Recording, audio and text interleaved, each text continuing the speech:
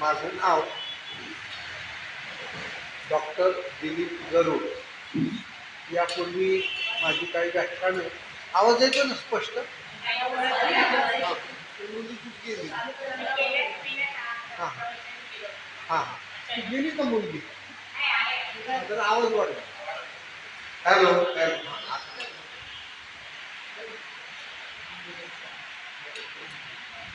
तुम्ही दोघं पुढे या जरा, पुढचे. कसं आहे माहिती का, पुढच्या रिकाम्या दिसले की वक्त्याला वाटतं आणि हे सगळं रिकाम पुढं असलं की जरा भरले जाऊ. करू का सुरू? माझं नाव डॉक्टर दिलीप गरुड. यापूर्वी साधारण 5 वेळा मी येऊन व्याख्यानं घेऊन गेलो. आज कर्मवीर भाऊराव पाटील या विषयावर मी व्याख्यान देणार आहे. आज कर्मवीर अण्णांची पुण्यतिथी आहे. प्रथम त्यांना मी अभिवादन करतो आणि त्यांनी जे काही कर्तृत्व केलं त्याचा थोडक्यात आढावा आपण घेऊया. कर्मवीर भाऊराव पाटील यांना कर्मवीर ही पदवी जनतेने दिलेली आहे. ती कुठल्या विद्यापीठात मिळालेली नाही आणि कुठल्याही विद्यापीठाच्या पदवीपेक्षा जनतेने दिलेली पदवी ही महान असते. पुढं त्यांचं हे सगळं कर्तृत्व पाहून केंद्र सरकारने त्यांना पद्मभूषण हा किताब दिला.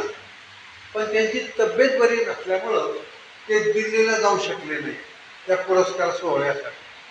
तब्येतच बरी नव्हती, दुतारवय होतं, तो जो शेवटचाच काळ होता. मग दिल्लीवरनं तो किताब स्थानिक जिल्हाधिकाऱ्यांच्याकडे आला आणि जिल्हाधिकाऱ्यांनी त्यांच्या घरी तो दिला. फोटो सेशन वगैरे झालं, त्यांचं कौतुक झालं. तेव्हा अण्णा हसत हसत म्हणाले, हा केंद्र सरकारचा पद्मभूषण पुरस्कार दिला, आनंद वाटतो, पण त्यापेक्षा जनतेने मला जी कर्मवीर ही पदवी दिली ती जास्त मोलाची वाटते, असे ते स्पष्ट वक्ते होते. 22 सप्टेंबर 1887 रोजी त्यांचा जन्म झाला. कुठं? कुंभोज या गावी, कोल्हापूर जिल्ह्यामध्ये हातकणंगले तालुक्यामध्ये तुम्ही तिकडच्या आहात, कुंभोज नावाचं गाव आहे, तिथं त्यांचा जन्म झाला. तिथं वारणा नदी आहे, ती वारणा नदीच्या पाण्यामध्ये ते लहानपणी पोहायचे. पूर होते, तब्येतही चांगली होती. डोंगर चढणं, झाडावर चढणं, पाण्यात पोहणं, मस्ती करणं, विटीदांडू खेळणं, लगोरच्या खेळणं, असे सगळे उद्योग त्यांनी केले.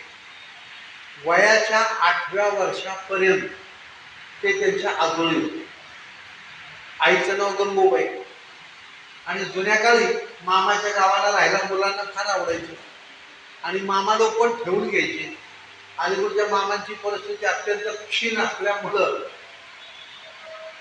आणि एवढा पोरवडा वगैरे कोणाला चालत नाही आणि मामांच्या सुद्धा परिस्थिती पहिल्यासारख्या राहिल्या नाही. म्हणजे 50-60 एकर जमीन, 5-6 बैलं, गोठ्यांमध्ये गुरं वगैरे असं काही राहिलेलं नाही. पण तो आनंद भाऊराव पाटलांना मिळाला. हे भाऊराव पाटलांचं कुटुंब, त्यांचं नाव आहे भाऊराव पायगोंडा पाटील. तर आपल्याला असं वाटतं पाटील म्हणजे हे महाराष्ट्रातले असले पाहिजे, पण हे कुटुंब मूळचं महाराष्ट्रातलं नाहीये, ते आहे कर्नाटकामध्ये. ते पायगोंडा शब्दावरून आपल्याला कळतं. तर ते महाराष्ट्रात कसं आलं, तर त्यांचं गाव आहे, कन्नड जिल्हा आहे कर्नाटकामध्ये, तिथं निलगुद्री नावाचं एक गाव आहे. ती कर्नाटकी नाव आहे, ते त्यांचं मूळ गाव. विजापूरच्या ते जवळ आहे आणि विजापूरचा बादशहा तो आदिलशहा त्याला जरा ज्योतिषाचा पण नाद होता आणि त्या विजापूरला गोल घुमट बांधायचा होता. आपल्याकडे एक पद्धत आहे जुन्या काळी, वास्तू जर बांधायची असेल, विशेष करून पूल बांधायचा असेल, अशी काही मोठी वास्तू, तर त्याच्या तळाला किंवा किल्ला वगैरे बांधायचा असेल, पुरंदर किल्ला, तर असं लोक सांगतात, त्याच्या तळाला पायामध्ये एखादं लग्न झालेलं जोडपं गाडतात आणि मग इमारत भरपूर वर्ष टिकते, असा जुन्या काळाचा समज. मग त्या विजापूरच्या आदिलशहाला त्या ज्योतिषाने लोकांनी सांगितलं की ही वास्तू विजापूरचा गोल घुमट तुम्हाला बांधायचा आहे, तर तळाला पायामध्ये एक नवरा बायको दिले पाहिजे, म्हणजे गाडले पाहिजे. पण त्यांनी अटी पण सांगितल्या. ते नवरा बायको त्यांचा जन्म ज्येष्ठ महिन्यामध्ये झाला पाहिजे, मराठी महिना ज्येष्ठ. तो नवरा मुलगा सुद्धा त्यांच्या घरामध्ये कुटुंबामध्ये ज्येष्ठ म्हणजे थोरला असला पाहिजे. त्याची बायको सुद्धा ज्येष्ठ असली पाहिजे, थोरली असली पाहिजे. आणि त्या दोघांचा जन्म ज्येष्ठ महिन्यात असं जोडपं होतून काढा आणि मग ते गोल घुमटाच्या तळाला त्यांना देऊया आणि मग ती वास्तू चांगली उभी राहील. अहो इतक्या अटी घातल्यावर अशी माणसं काय लगेच भेटतात का? ज्येष्ठ महिन्याचा जन्म झाला पाहिजे, नवऱ्याचाही तोही ज्येष्ठ असला पाहिजे, बायकोही ज्येष्ठ असलं पाहिजे. पण राजाचा आदिलशहाने आदेश दिला, शोध घ्या असं कुठं कुटुंब नवरा बायको मिळत आहे. तर ते आजूबाजूला त्यांचे लोक फिरत होते. त्यांना असं कळलं की या देसाई घराण्यामध्ये भाऊराव पाटलांचं पूर्वीचं नाव देसाई, ते गावचे पाटील होते म्हणून त्यांना देसाई म्हणायचे. या देसाई घराण्यामध्ये एक जोडपं असं आहे की त्यांचा जन्म ज्येष्ठ महिन्यात झालाय, नवराही ज्येष्ठ आहे वयाने आणि बायकोही ज्येष्ठ आहे. ही कुणकुण त्यांना लागली म्हणजे बापरे हे मरणाचं लक्षण आहे. आणि रातोरात ते कुटुंब तिथून स्थलांतरित झालं आणि ते महाराष्ट्रात आलं. कुणाला जीव प्रिय असतोच घेऊ, तुमची वास्तू उभी राहील, आमचा जीव जाईल, पण राजाचा आदेश नाही म्हणता येणार नाही. म्हणून ती कुटुंब रात्री स्थलांतरित झालं आणि पन्हाळगडाच्या पायथ्याला तिथं जवळ एका छोट्या खेडेगावात राहायला लागला. जमीन नाही, जुमला नाही, गुरं नाही, ढोरं नाही, जीव वाचवायला तो पळत आहे. त्यांचा उद्योग काय की वजन मापा आहे ते बनवायचा त्यांचा उद्योग, तराजू ते बनवायचा त्यांचा उद्योग. हे तिघं भाऊ तिथं राहत होते. पण नंतर लक्षात आलं धंदा काय एवढा चालत नाही. इथं मात्र त्यांनी नाव बदललं. पूर्वीचं देसाई नाव केलं, आता ते स्वतःला महाजन असं म्हणू लागलं. गाव मागं पडलं, जुनं नावही मागं पडलं, नवीन गाव आलं, नवीन नाव आलं महाजन. तिघं जण भाऊ राहत होते. पण काही दिवसांनी त्याच्या लक्षात आलं इथं काय भागत नाही आहे तिघांचं. अहो जमीन नसलं नुसतं वजन मपाव काय भागणार. मग ते दुसरे दोघं जण म्हणाले आपण दुसरीकडे जाऊया. मग कुठं जाऊया? मग आयतवडं नावाचं एक गाव आहे वारणा नदीच्या काठावर, तिथे येऊन दोघं जण राहिले. आणि जरा मग काय परिस्थिती सुधारली, जमीन जमला घेतला, गुरं ढोरं घेतली. त्यातला एक जण परत आयतवड्यावर स्थलांतरित झाला आणि कराडच्या जवळ येळगाव नावाचं गाव आहे, तिथं तो स्थायिक येळगाव.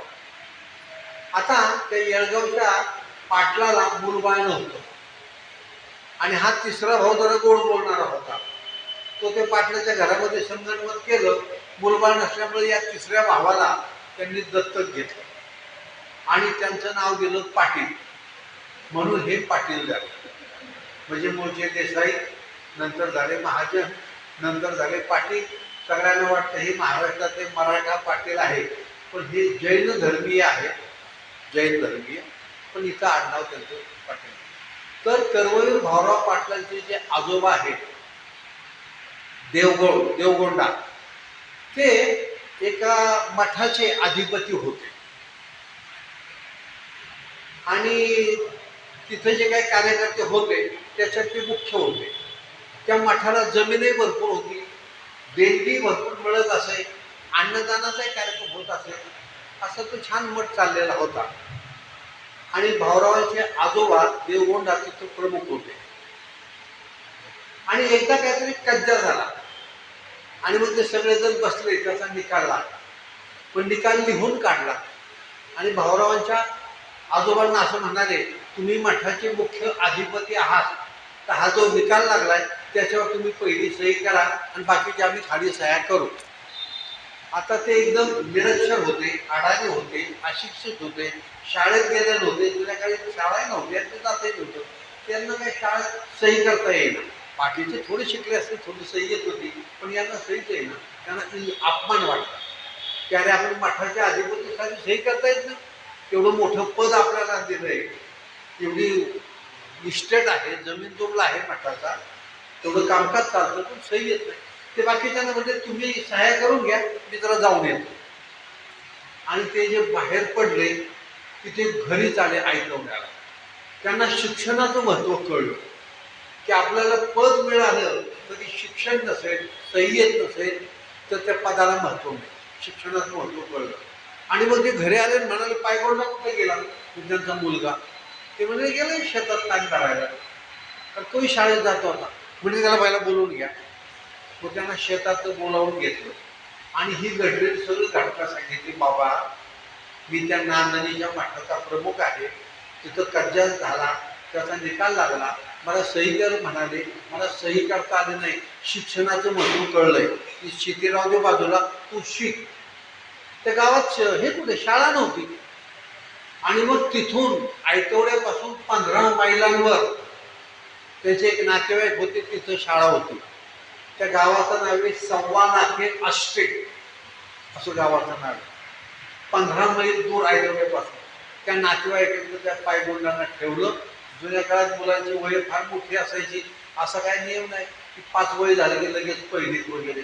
8-8, 10-10 वर्षाची पोरं पहिली दुसरी असा प्रकार होता.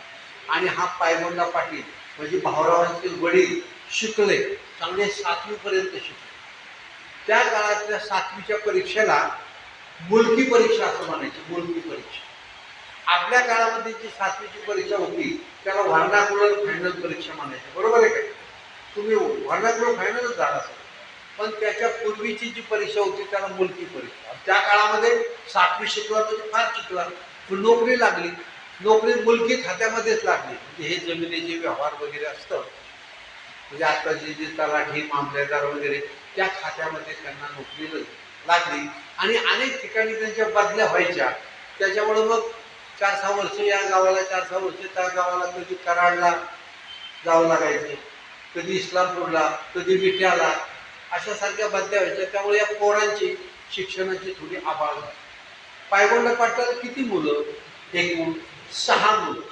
4 मुलं आणि 2 मुलं. त्यातले भाऊराव हे थोरले. तर पायगोंडा पाटलांना असं वाटायचं की आपल्या मुलांनी फार शिकावं, निदान ग्रॅज्युएट व्हावं कसल्याही परिस्थितीत. आणि म्हणून विट्याला जेव्हा त्यांची बदली होती, नोकरीचं ठिकाण होतं विट्याला वडिलांचं, पायगोंडा पाटलांचं, तेव्हा भाऊरावांना आणि त्यांचा धाकटा भाऊ तात्या तिथल्या प्राथमिक शाळेमध्ये जातात. शाळा कितवीपर्यंत? 4थी पर्यंत. जुन्या काळची प्राथमिक शाळा 4थी पर्यंत. आता पुढं प्रश्न आला, हायस्कूलला कुठं पाठवायची? हायस्कूल नव्हती आजूबाजूला. ख्रिश्चन मिशनरी लोकांची थोडीफार होती, पण जवळजवळ नसल्यासारखी. मग काही लोक म्हणाले यांना कोल्हापूरला पाठवा, राजाराम हायस्कूलमध्ये. वडील म्हणाले ठीक आहे, आणि दोघांना राजाराम हायस्कूलमध्ये पाठवलं. ते बी कसे आले? विट्यावरनं कुंडलला 25 मैल चालत आणि तिथून आगगाडीने कोल्हापूरला. म्हणजे शिक्षणाची आत असल्याशिवाय 25 मैल कोणी चालेल का? मी त्या पुस्तकात वाचलं, म्हणजे आमची पोरं तर नाही चालणार 25 मैल. 1 मैल म्हणजे 1.6 किलोमीटर, म्हणजे हे जवळजवळ 40-42 किलोमीटरचं अंतर. पोरं चालतील का? त्यांना घराच्या बाहेर पडले की लगेच गाडी आहे आणि त्याचं दप्तर आई घेते, त्याची पाण्याची बाटली आईकडेच असते, त्याच्या जेवणाचा डबा आईकडे, पोरगं मोकळं मस्तपैकी टायबी लावून पोरबीट घालून गाडीची वाट बघतो. त्यामुळे कळत नाही शाळा आईची चालू आहे किंवा पोराची शाळा चालू. किती सुविधा, चांगली गोष्ट आहे. पण यांनी 25 मैल चालले आणि पुढे ती ट्रेन. आणि तिथं काय, एवढे पैसे नव्हते लोकांच्याकडे. तिथं जैन बोर्डिंग होतं, म्हणजे वसतिगृह. शाहू महाराजांनी त्या काळामध्ये अनेक जाती धर्मांची वसतिगृह काढली होती. का? आपल्या समाजामध्ये जातीभेद फार. मराठा मनुष्य माळी लोकांच्या हातचा खाणार नाही, माळी लोक ब्राह्मणांच्या हातचा खाणार नाही, असा तो प्रकार. आणि मग त्याच्यावर वाद होण्यापेक्षा प्रत्येक जातीशी, बऱ्याच जातींची अशी स्वतंत्र वसतिगृह काढली. तिथं राहा, तिथं जेवण करा आणि गावात जी काही शाळा असेल त्या शाळेमध्ये शिका, मुक्कामाला वसतिगृहामध्ये. म्हणून भाऊराव पाटील त्या जैन बोर्डिंगमध्ये राहिले. त्या जैन बोर्डिंगचे प्रमुख हे प्राध्यापक A.B. लठ्ठे नावाचे ग्रस्त होते. लठ्ठे. आणि ते तिथल्या कॉलेजमध्ये इंग्रजीचे प्राध्यापक होते. आणि आपण त्याला रेक्टर म्हणतो किंवा वसतिगृहाचे व्यवस्थापक म्हणतो, ते काम पाहत. पण त्या वसतिगृहाचे नियम फार कडक. कडक म्हणजे असं की मुलांनी जेवायला बसताना सोवळं नेसायचं आणि मग जेवायला. जेवायच्या अगोदर ज्यांना कोणाला दाढी आली त्यांनी दाढी करायची, मगच जेवायला बसायचं. पण पोरही मोठी मोठी 15-15, 16-16 वर्षाची. कळलं का? 5वी 6वी 7वी तर पोरग 15-16 वर्षाचा, हा मोठाच्या मोठा. आणि मग भाऊराव म्हणल्यावर हे नियम लय कडक आहेत बाबा. पण ती सोवळी सुद्धा काही स्वच्छ नव्हती. बटाळखान्यामध्ये जे कामगार असायचे ती सोवळी घ्यायची, अंथरायचे, पांघरायचे, मळली की टाकून द्यायचे. भाऊरावाने सगळं पाहिलं म्हणजे बाबा हे सोवळं मी नेसणार नाहीये, ती घाणेरडी स्वच्छ नाही. मग ते गठ्ठे असं म्हणाले की तुम्ही नियम मोडताय. म्हणजे नियम मोडतो पण स्वच्छता नाही. आणि कधी कधी भाऊराव दाढी पण नाही करायची. ते म्हणजे आपल्या धर्मात असं कुठे लिहिले जेवायच्या अगोदर दाढी केली पाहिजे, हे सारखे नियम मोडायचे. आणि मग ते लठ्ठे वगैरे आणि बाकीचे व्यवस्थाप होते ते जरा याच्यात दुःख धरून होते की हा कुठेतरी सापडला पाहिजे. आणि पुढं तो सापडला. कोल्हापूरमध्ये मागासवर्गीय मुलांच्यासाठी एक वसतिगृह स्थापन होणार होतं. त्याच्या उद्घाटनाचा समारंभ होता आणि भाऊराव पाटील त्या समारंभाला गेले. आणि कोल्हापूर शहर म्हणजे कलानगरी, आधुनिक विचार तिथं होते. शाहू महाराजांची नगरी ते जातभेद न पाळणारे, अस्पृश्यता न पाळणारे, मुक्तपणे जीवन जगणारे. आणि मग ते कार्यक्रमाला गेले, रात्री उशिरा आले कार्यक्रम संपल्यावर. ते बी लठ्ठे म्हणाले बरं झाला हा सापडला. ते म्हणाले की मागासवर्गीयांच्या वसतिगृहाच्या उद्घाटनात तू गेला तुला दंड पडेल. ते म्हणजे असं कुठं लिहिलंय का? नाही म्हणाले 4 आणे दंड आणि आज तुला जेवण नाही, उपाशी राहायचं. अहो म्हणजे मला भूक लागली, तुला जेवण नाही, उपाशी झोप. म्हणजे ठीक आहे, मी काही दंड देणार नाही आणि जेवणार पण नाही, जेवतं ना का तुमचं झोपले. पण तरुण मुलगा अंग धष्टपुष्ट झोप येते का? 12-12:30 येईल झाली की त्याला भूक सहन होईना. सगळे झोपलेले. मग ती जे काही स्वयंपाकगृह होतं तिथं गेले आणि ती खिडकी होती त्याचे गज असे ताकदीने ओढले आणि तो जो गॅप आहे त्यातलं ते आत गेले. जे काय शिळपाकं होतं ते मस्तपैकी चापलं, पाणी पिणी पिले आणि येऊन मस्त झोपले. पण मग सकाळी गोष्ट लक्षात आली, हा दंडही भरत नाही आणि गज वापरून आत गेला, जेवून परत झोपला. म्हणून मग त्यांना वसतिगृहातून काढून टाकण्यात आलं. आता हा मुलगा शिकायला आलाय, भाऊ त्याच्याबरोबर आहे धाकटा, वसतिगृहामध्ये फुकट राहायला मिळतं, फुकट जेवायला मिळतं. हायस्कूलमध्ये काय थोडीफार फी असेल की तेवढीच भरायची. शिक्षण घेतलं पाहिजे. वडिलांनी शिक्षणाला बोलवलंय, आणलं इथं आणि वसतिगृहातून काढून टाकलं. आता काय करायचं? वडिलांना कसं सांगायचं? पण त्या काळामध्ये त्यांच्या वर्गामध्ये खानविलकर नावाचा एक त्यांचा मित्र होता आणि पाटणकर नावाचा मित्र होता. पाटणकर हे सरदार घराण्यामधले पाटणचे आणि खानविलकर म्हणजे शाहू महाराजांची पत्नी ही खानविलकरांची होती, तो राजघराण्यातला. आणि भाऊरावांची त्यांची मैत्री, वर्गमित्र. भाऊरावांनी त्यांना सांगितलं बाबा मला तर वसतिगृहातून काढून टाकले, माझी परिस्थिती अवघड आहे, मला जर राहायची सोय झाली नाही, जेवणाची सोय झाली, मला घरी जावं लागेल.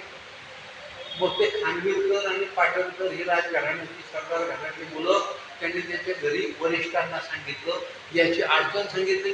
म्हणाले ठीक आहे, अनेक मुलं राजवाड्यात राहतात, त्यालाही राहू द्या. आणि शाहू महाराज म्हणाले त्याला कुस्तीची आवड आहे, व्यायाम करतो, अशी मुलं आवडतात मला, म्हणून त्यांना ठेवून घेतलं. अभ्यासाचं नाही विचारलं, तब्येत चांगली म्हणून ठेवून घेतलं. एवढंच नाही, राजघराण्यातल्या मुलांना जो खोराक मिळतो, पैलवानांनी व्यायाम केला, खुराक लागतो ना, तो खुराक भाऊराव पाटलांना मिळाला. तब्येत चांगली धष्टपुष्ट होती. म्हणजे राजा किती मोठ्या मानाचा असला पाहिजे, आपल्या मुलांना जे तेच तुला खायला.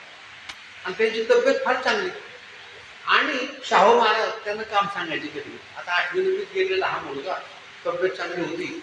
शाहू महाराजांच्या अंगामध्ये प्रचंड ताकद होती. इतकी ताकद होती की त्यांना दररोज 2 मल्लांची कुस्ती खेळल्याशिवाय त्यांचं अंग मोकळं व्हायचं. म्हणजे अंग रगडणे म्हणतात ना, हे त्यांना आवडायचं. आता भाऊराव वाड्यावर राहत होते, त्यांना मधून अंग म्हणायचे भाऊराव अंग रगडले, तू मस्त पैकी त्यांचं अंग रगडायचं. आणि रगडता रगडता त्यांची बोलणं व्हायचं.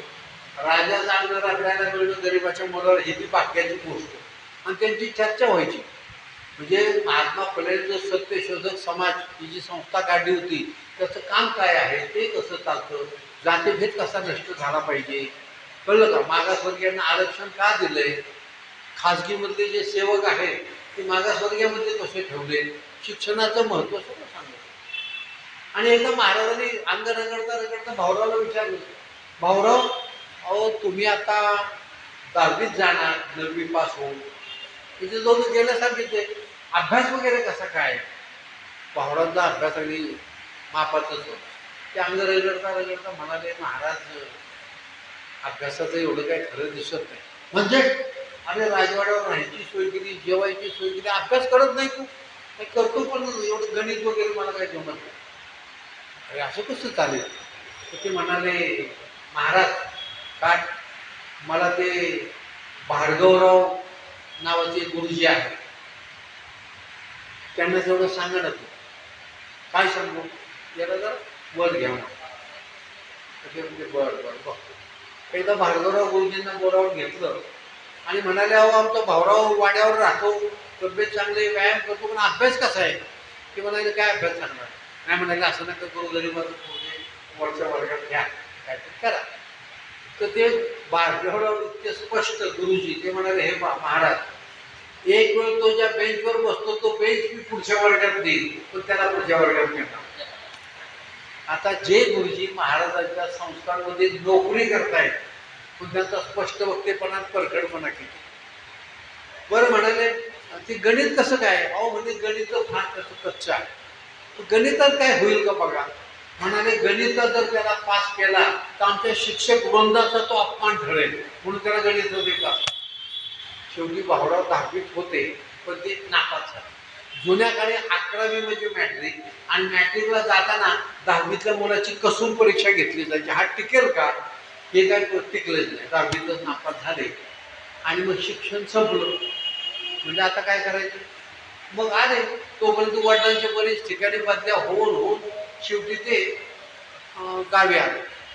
गावी म्हणजे कराडजवळ एका छोट्या गावाला. त्यांची नोकरी तरी काय केली? ते पुढं पुढं त्यांना जरा ऐकू यायचं कमी झालं, पायगोंडा पाटला. आणि मामलेदाराने सांगितलं, हे असं असं हे 4 कॉपी त्याचं तयार करून ठेवा आणि शिक्के बिक्के मारून ठेवा, मी सही करेन. मामलेदाराने सांगितलं, पण ह्यांना नीट ऐकू आलं नाही. आणि मग यांनी दुसऱ्याच कॉपीज तयार करून ठेवल्या. मामलेदाराच्या पुढे सहीला गेले की म्हणजे काय काम करताय तुम्ही? सांगितलंय काय, करताय काय? तुम्हाला ऐकू येत नाही. नोकरी करायची असली तर नीट करायचं, राजीनामा द्या. आणि त्या राजाच्या भरात त्यांनी राजीनामा दिला. आणि मग ती कराडजवळ राहायला लागली छोट्या गावामध्ये. मग आता भाऊरावांचं वय झालं, 1908 साल उजाडलं. 1887चा जन्म, जवळजवळ 21 21.5 वय झालं. आणि त्या काळामध्ये 21 21.5 म्हणजे लग्नाचंच वय. आता मुलं 30-32 झालं म्हणजे थांब जरा मला परमिट होऊ दे वगैरे वगैरे, माझं पॅकेज नाही चांगलं, किंवा मला कार घ्यायची, माझा फ्लॅट होऊ दे तेवढा वगैरे वगैरे. तर ती पोरं कसं काय, घरचे म्हणताय लग्न करा तर करा. मग वयाच्या 21 21.5 वर्षी भाऊरावांचं लग्न झालं. आईनेच मुलगी शोधली, गंगूबाईने. कुठली? कुंभोजचीच. तिचं नाव लक्ष्मीबाई. आणि ती घरची इतकी श्रीमंत होती, इतकी श्रीमंत होती. 4 भाऊ आणि ही एकुलती एक त्यांची बहीण. त्या काळामध्ये 90 तोळं सोनं तिच्या अंगावर घातलं आणि धूमधडाक्यात लग्न करून दिलं. ती सहज हिशोब करत होतो, बापरे 90 तोळे, आता 70,000चा हिशोब धरला तर 6,30,000 वगैरे होते. बरोबर आहे का? हां. आणि वर काय वरदक्षिणा पण दिली आणि धूमधडाक्यात लग्न केलं. त्या आल्या नांदायला वगैरे आले. सातारजवळचं कोरेगाव आहे तिथं ते राहत होते, तिथं नांदायला आले. पण भावरावांना काही काम नाही, काम धंदाच नाही, शिक्षण अर्धवट, 21व्या वर्षी लग्न झालंय, कुठलं कौशल्य नाही, घरातला थोरला, मुलगी चालून आलेली, त्यावेळेच्या रीतीप्रमाणे लग्नाचं वय झालेलं.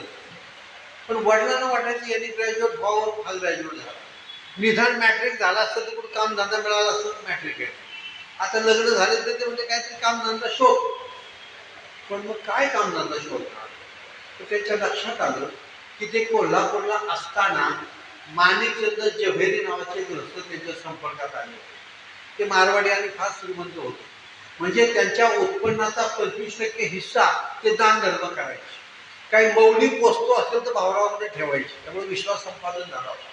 भावाने त्यांना कळवलं, हा माझं लग्न झालंय आणि मला काय उत्पन्नाचं साधन नाहीये, काय करायचं. ते म्हणजे मुंबईला ये, तू धाडशी मुलगा बघू काय ते. हा मुलगा मुंबईला गेला. तिथं वाणिज्य शाळेमध्ये म्हणजे कॉमर्सचं शिक्षण देणारी एक शाळा होती, तिथं प्रवेश दिला. आणि त्यांनी अशी सोय केली की महिना 30 रुपये शिष्यवृत्ती मिळेल आणि वसतिगृहात राहायची सोय केली. भावना 2-3 महिने शाळेत गेले तिथल्या, पण ते ती जमा खर्च, डेबिट क्रेडिट, कळलं का, टक्केवारी, नफा तोटा म्हटल्यावर हे आपल्या डोक्याच्या बाहेर आहे. 3 महिन्यांनी त्यांनी ती शाळा सोडून दिली. म्हणजे मला काय करायचं या मुलाचं. पण तो धाडसी होता.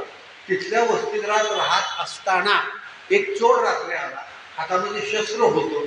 बाकीची मुलं घाबरून गेली, काही पळून गेली, काही लपून बसली. पण याने दिवा लावला, त्यावेळेचा रात्रीचा दिवा. त्या चोराचा पाठलाग केला, त्याला पकडला, हातातलं शस्त्र काढून घेतलं आणि त्याला बदललं आणि हाकलून दिलं. ही गोष्ट माणिकचंद शेठच्या कानावर गेली. ते म्हणजे हा धाडसी आहे. व त्यांची एक पेढी होती, त्या पेढीवर काही दागिने वगैरे घडवायचं काम होतं, कळलं का. तर तिथं त्याला बसवलं.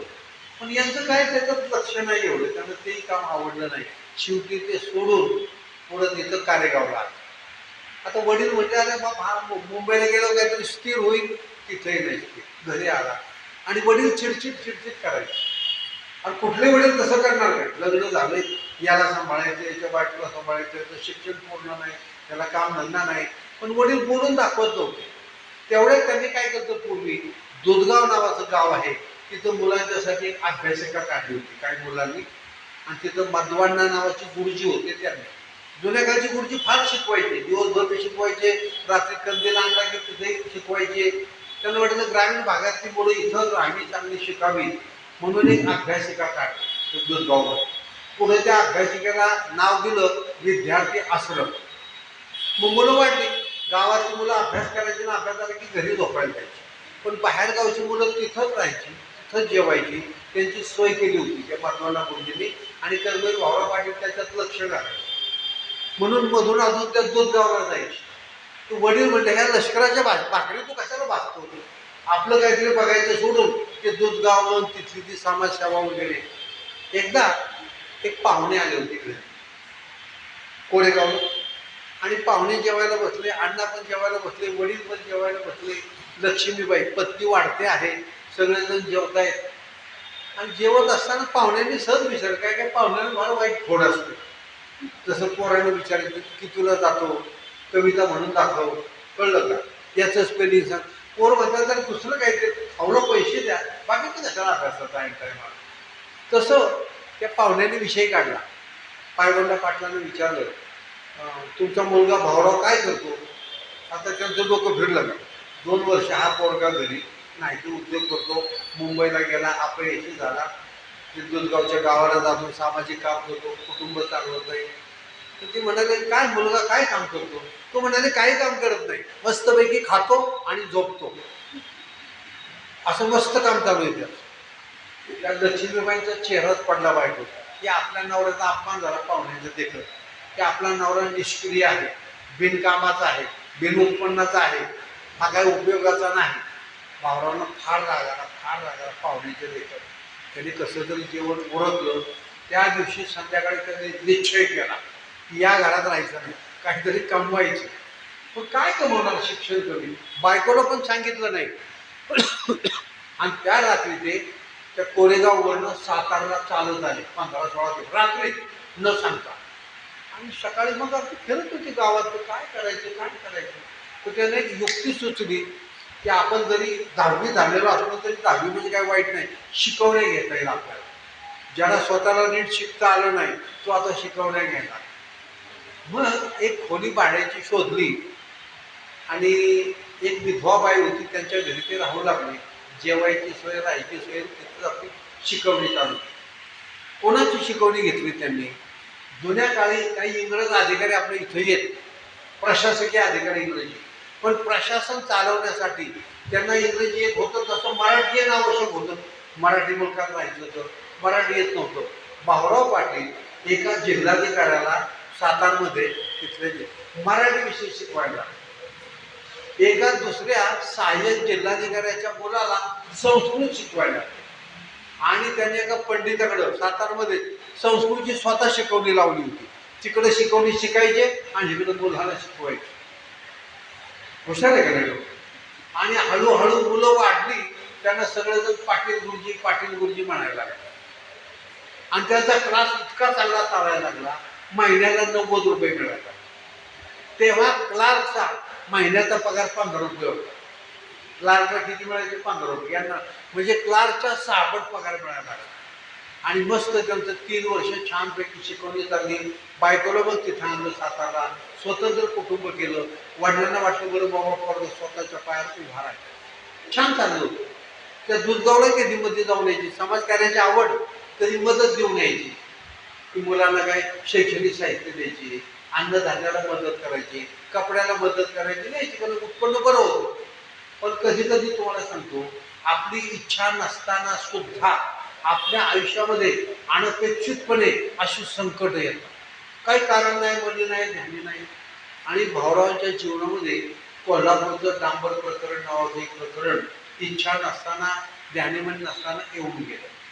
काय झालं, कोल्हापूरला 7वे एडवर्ड, इंग्रजांचं राज्य होतं, कळलं का? त्या राजाचे पुतळे, राणीचा पुतळा, अलेक्झांड्रा नावाची राणी आणि 7वे एडवर्ड यांचा संगमरवरी पुतळा होता.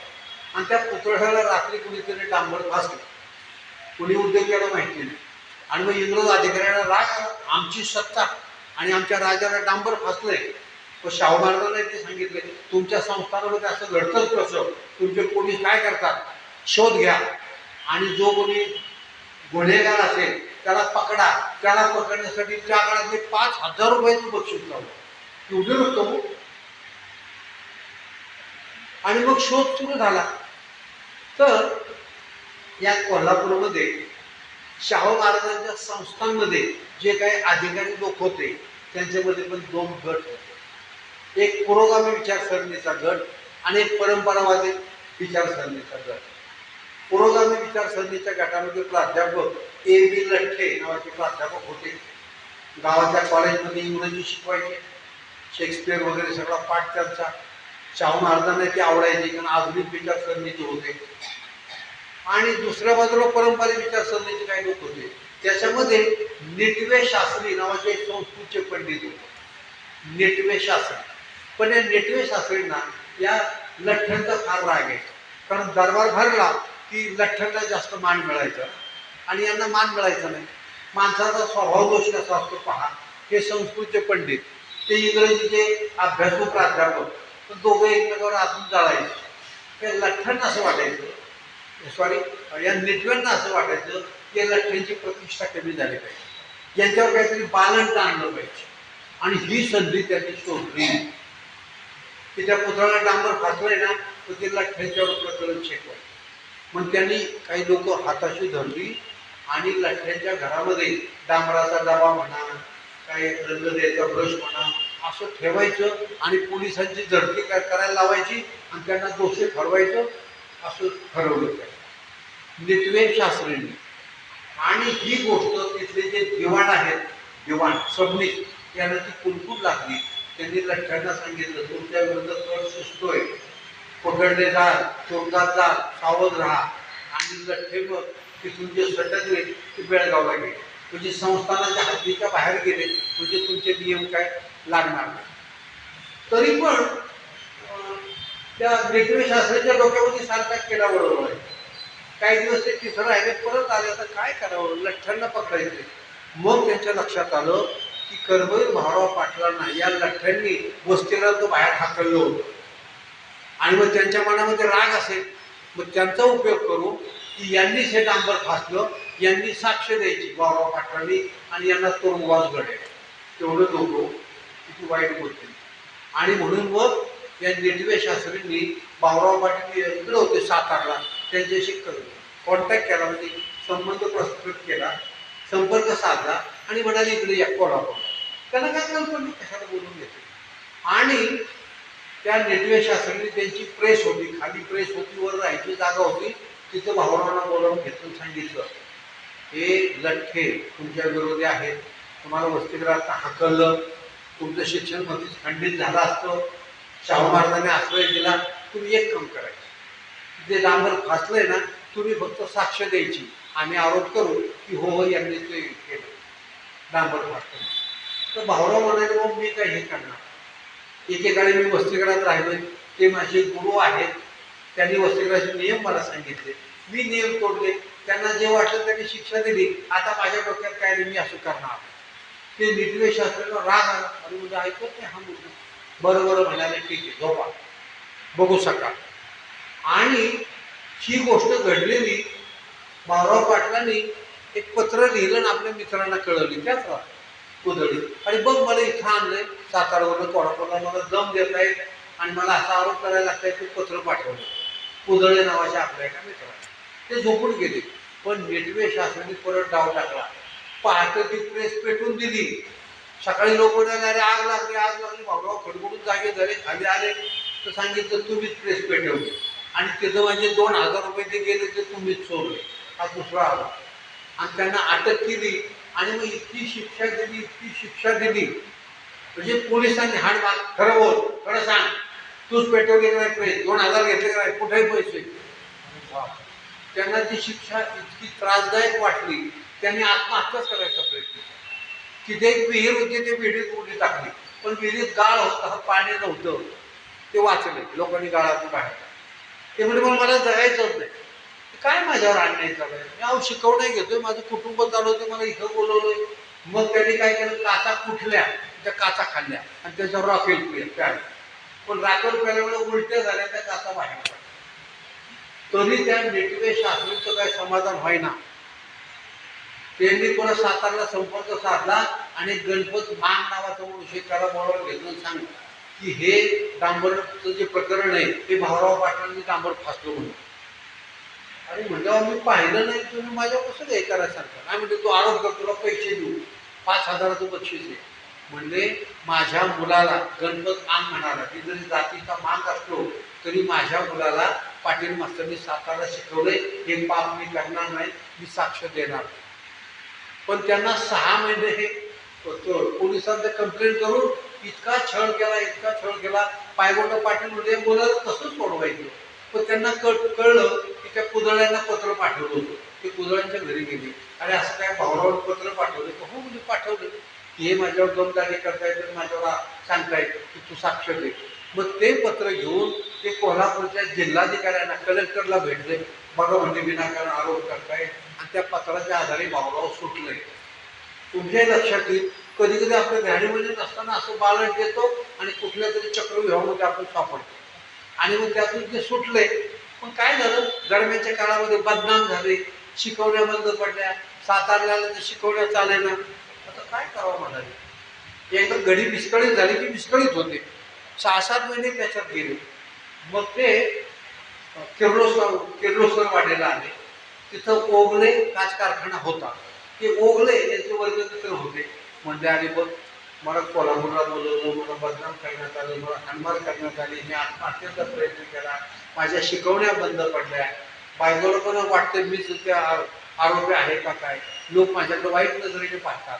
त्यामध्ये काळजी करू नको, आमच्या कारखान्यामध्ये तू काम कर. काय त्या काळामध्ये काचेचे दिवे असायचे, माहिती कंदील असायचे, ते विकायचे, त्याचा प्रचार आणि प्रसार करायचा आणि पगार ठरला 15 रुपये. ते म्हणजे 90 रुपये मिळायचे, आता 15 रुपये म्हणजे ठीक आहे.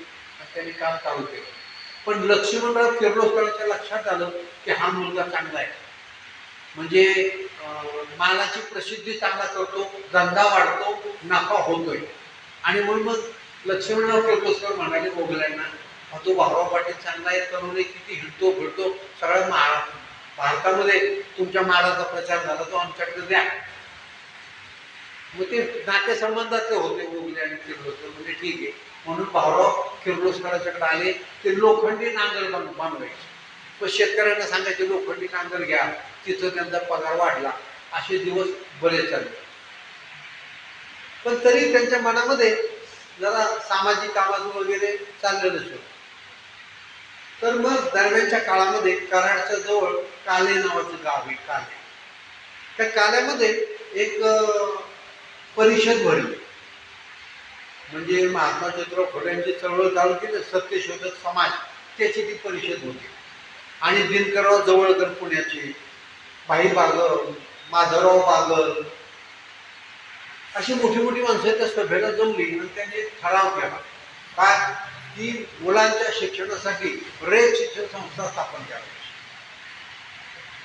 तो ठराव मंजूर झाला की गरिबाच्या मुलांना वसतिगृह मिळवून द्यायचं, त्यांची फी भरायची, जेवायची सोय करायची, बहुजन समाज शिकला पाहिजे. आणि मग रयत शिक्षण संस्थेची स्थापना झाली तर भावराव त्याच्यात थोडं थोडं काम करायला लागलं. पण दरम्यानच्या काळात त्यांना वाटतं हे शाळा वसतिगृह काढायची, मुलांना कपडे द्यायचे, अन्नधान्य मिळवायचं, शेवटी पैसाच लागतो. एवढी मोठी मदत कशी काय करायची. मग कुपर नावाची एक कंपनी होती किर्लोस्करवाडीला, कुपर इंजिन होतं बघा. मग तो कुपर असं म्हणाला की भावरांना म्हणाला तुम्ही या माझ्या जोडीला, आपण भागीदारी व्यवसाय चालू करू. इंजिन नको पण किर्लोस्करांचे नांगर कसे कापतायत लोखंडी, आपण पण नांगरच काढूया. आणि तुम्हाला सगळं ते माहिती आहे कसं प्रचार प्रसार करायचं, शेतकऱ्यांच्यापर्यंत पोहोचवायचं. तर आपण दोघी भागीदारी करू. भांडवल माझं, 10% नफा तुम्हाला जो होईल त्याचा. आणि तुम्ही जर चांगले प्रशिक्षित कामगार आणून दिले तर त्यांना 10% नफा. हे म्हणजे ठीक आहे, या नफ्यातनं पैसे मिळतील आणि रयत शिक्षण संस्थेच्या कामाला उभारी येईल. मुलांसाठी वसतिगृह बांधता येईल, पैसे देता येईल, काय फी भरता येईल, अन्नधान्य, कपडे, शैक्षणिक साहित्य. 2 वर्ष त्याच्यात गेले. पण हा कुपर मनुष्य लबाड होता. त्याला जास्त पैसे मिळवायचे होते, जास्त नफा मिळवायचा होता, राजकारणात शिरायचं होतं, मोठं पद मिळवायचं होतं आणि त्या पदार्थ परत पैसा मिळवायचा होता. समाजसेवा वगैरे, शिक्षण वगैरे हे काही त्यांच्या डोक्यात होतं. आणि तो ते 10% नफा त्याला आळंतळण करायला. शेवटी भाऊराव वैतागले. ते पत्नीबरोबर तिथं राहत होते किर्लोस्करवाडीला. ते सगळं सोडलं आणि मग परत सातारला. आता सातारला काय करायचं, मग त्यांनी एक खोली घेतली भाड्याची छोटीशी आणि वसतिगृह काढलं. म्हणजे तेच घर, तिथंच नवरा बायको राहणार आणि तेच वसतिगृह. वसतिगृहामध्ये एकच मुलगा सुरुवातीला, तोही मागासवर्गीय.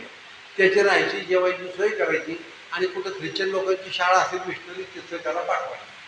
पहिल्या वर्षी मग 2 मुलं झाली, त्याच्या पुढच्या वर्षी 5 मुलं झाली, मग 9 झाली, 13 झाली. अशी संख्या वाढता वाढता जवळजवळ 35 मुलं झाली. आता कर्मवीरांच्या पत्नीला लक्ष्मीबाईला एवढ्याचा स्वयंपाक जमेल का? नाही जमणार. पण ते मुलांसाठी खानावळ लावली, पण ते खानावळचं जेवण चांगलं नाही. मग स्वतंत्र इमारत घेतली आणि मुलांनी स्वयंपाक करायचा, मुलांनीच वाढायचं, कळलं का? मुलांनीच पाककला शिकायची. असा तो कार्यक्रम सुरू झाला. अशी मुलं शिकायला लागली, स्वतः कष्ट करायला लागली. पण मग त्यांच्या लक्षात आलं की अशी वसतिगृह पाहिजे की मुलांनी स्वतः कावड कष्ट केलं. मग काय करायचं. मग सातारमध्ये एक धनिनीची बाग नावाची एक मोठी एक वास्तू आहे, 2 तिथे विहिरी आहेत आणि जवळजवळ 12 एकर जागा. ते सातारचे महाराज प्रतापसिंह राजे भोसले त्यांची पत्नी, तिला सगळेजण धनीन म्हणायचे, म्हणजे मालकी. म्हणून मग तिला धनिनीची बाग. ती अशी पडीकच होती, पण तिथं काही इमारती होत्या, शेती होती, विहिरी होत्या, विहिरीला पाणी भरपूर होतं. मग भावराव त्यांना म्हणाले, अहो ही जमीन, ही वास्तू आम्हाला खंडाने द्या. खंड म्हणजे वर्षाला भाडेपट्टा द्यायचा. तो ठरला 575 रुपये आणि ती 12 एकर जागा, ती राहायची वास्तू, त्या 2 विहिरी सगळं ताब्यात आलं. आणि मग ही 35 मुलं त्या तिथं वसतिगृहात त्या खोड्यांमध्ये राहायला लागली. आणि ती शेती पण करायला लागली. विहिरीचं पाणी काढायचं, शेतीचं काम करायचं, खायची सोय, स्वयंपाक करायचा आणि शिक्षण घ्यायचं गावामध्ये जे काढायचं तिथं. हायस्कूल मात्र त्यांनी काढलेलं होतं, फक्त वसतिगृह काढलं होतं. आणि मग ही वसतिगृह करताना 1927 साल उजाडलं आणि गांधीजींचा महाराष्ट्रामध्ये दौरा सुरू होता, खादीचा प्रचार आणि प्रसार. आणि मग त्याचं एके दिवशी ते सातारला येणार होते. भावरांना कळलं आपलं हे वसतिगृह पाहिलं, त्यांना बोलवावं. जवळजवळ आता मुलांची संख्या वाढली, 60-70 मुलं झाली. सगळ्या जातीची, धर्माची, वेगवेगळ्या वयाची, वेगवेगळ्या गावातली मुलं एकत्र येत आहेत. जात धर्म पाळत नाहीत, स्वयंपाक करतायत, शेतीत काम करतायत, शिकतायत. कमवा आणि शिक, गांधीजींना आनंद होईल. आणि म्हणून मग त्यांनी गांधीजींना ते पाहायला बोलवलं. नुसतं पाहायला बोलवलं नाही, त्या वसतिगृहाचं नामकरण बी करायचं ठरवलं. श्री छत्रपती शाहू बोर्डिंग हाऊस असं नाव द्यायचं.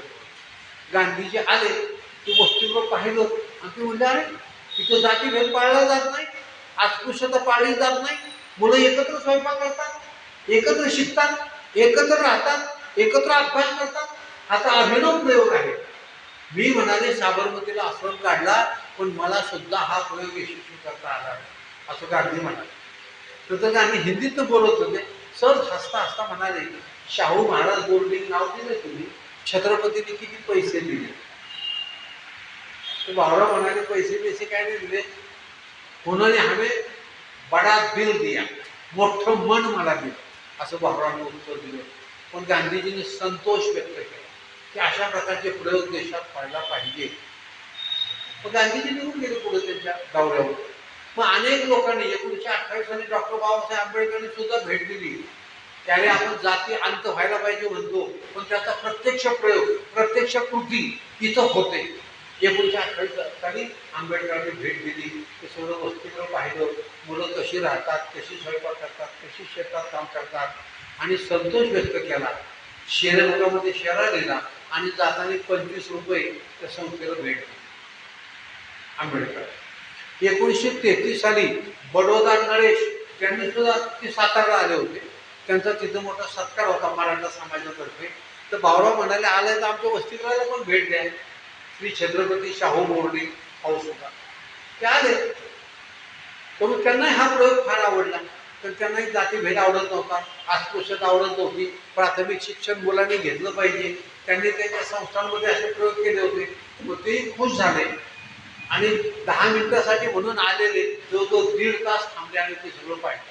नुसतं पाहिलं नाही, त्यांनी देणगी पण दिली नंतर आणि म्हणाले अजून लागलं तर मी पुन्हा देणगी दिली.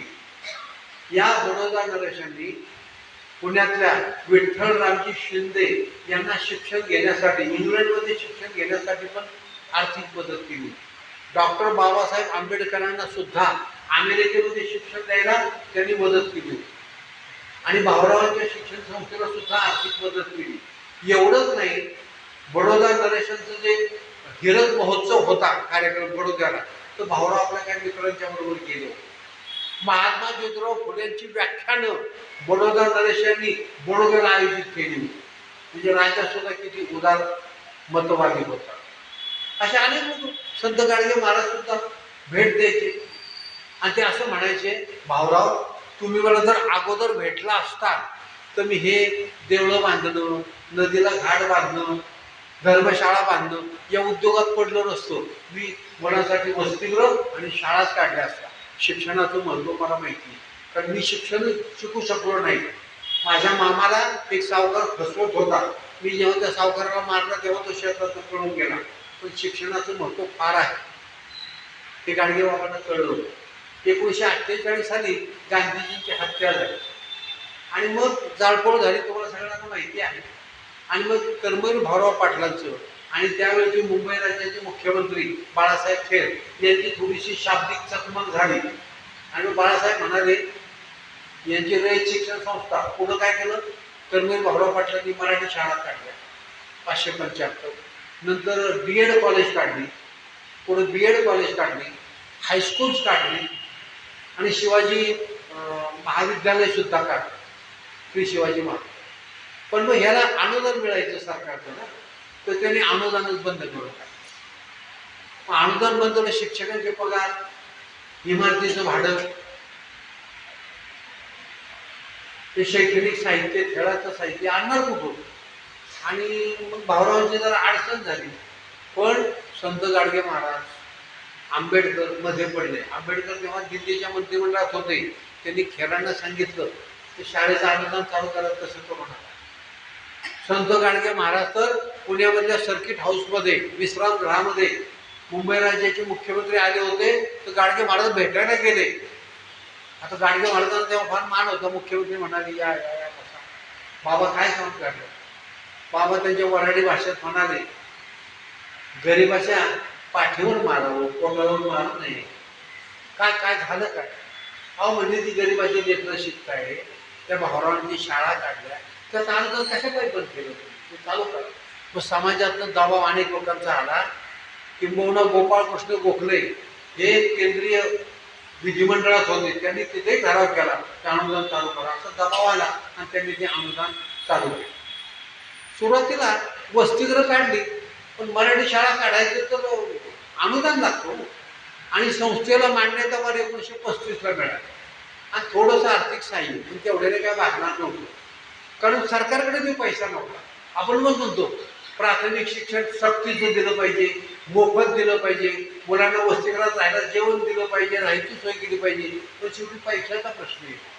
शेवटी मग कर्मवीर भाऊराव पाटलांनी रयत शिक्षण संस्थेच्या माध्यमातून एक प्रस्ताव दिला सरकारला की बाबा तुमच्याकडे फार पैसे नाही ना, आम्ही शिक्षक पुरवू, शिक्षकाला थोडंसं मानधन देऊ आणि बाकीचं काही गावकऱ्यांच्या मदतीने करूया, किंवा शिक्षकांना तुम्ही मानधन द्या, किंवा सुरुवातीला थोडंसं शैक्षणिक साहित्य घ्यायला मदत करा, असं काहीतरी तडजोड करा.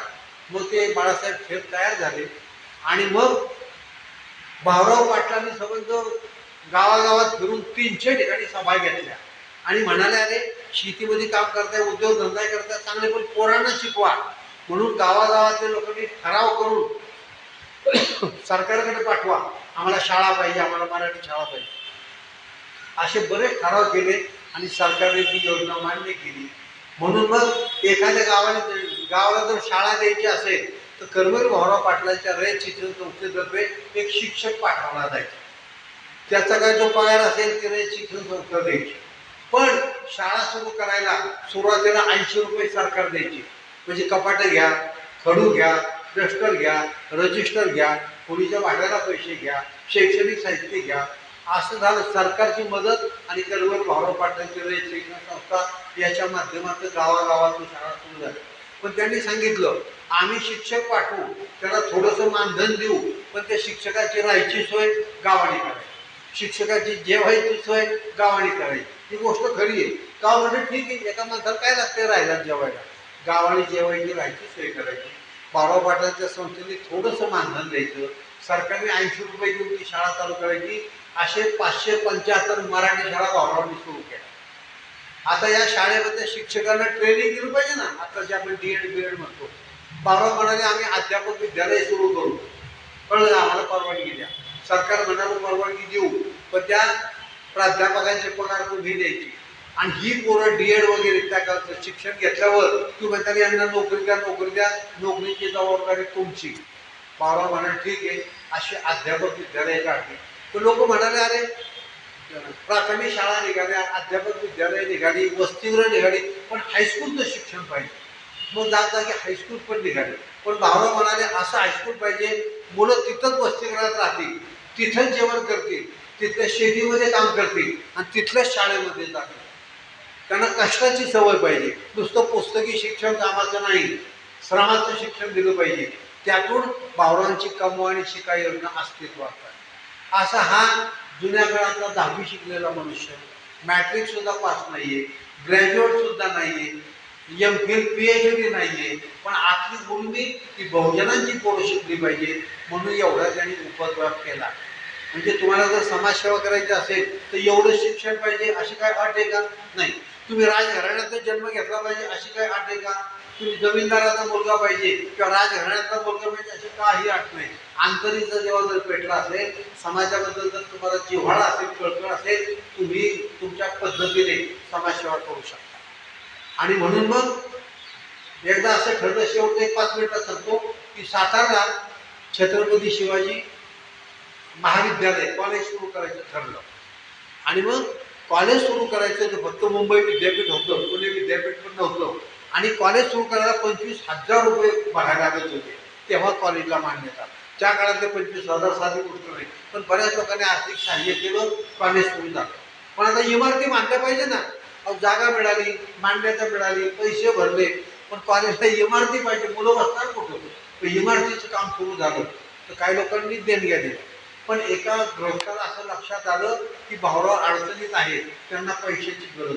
त्यांनी एक पत्र पाठवलं की तुम्ही रयत शिक्षण संस्था काढली, त्याच्या माध्यमातून चांगलं काम करतात, सातारामध्ये छत्रपती शिवाजी महाविद्यालय सुरू केले, त्याला मान्यता मिळाली, वास्तू बांधायचं काम चालू आहे, तर मी तुमच्या महाविद्यालयाच्या बांधणीला देणगी देईन, पण माझी एक अडचण आहे की नावात थोडासा बदल आपण केला पाहिजे. म्हणले काय? नाही म्हणले ते शिवाजी महाराजांचं नाव काढून मी सांगेल त्याचं नाव जर दिलं तर पाहिजे तेवढे पैसे तुम्हाला देईल. भाऊरावांना इतका राग आला. छत्रपती शिवाजी महाराजांचं एवढं मोठं काम, हिंदवी स्वराज्य त्यांनी स्थापन केलं, आम्ही अभिमानाने त्यांचं नाव मिळवतो, ते नाव कोणाला दिलंय आणि तुझ्या दिल जमण्यासाठी त्यांचं नाव काढायचं, तुझ्या बापाचं किंवा आजोबांचं नाव लावायचं हे कोणी सांगितलंय?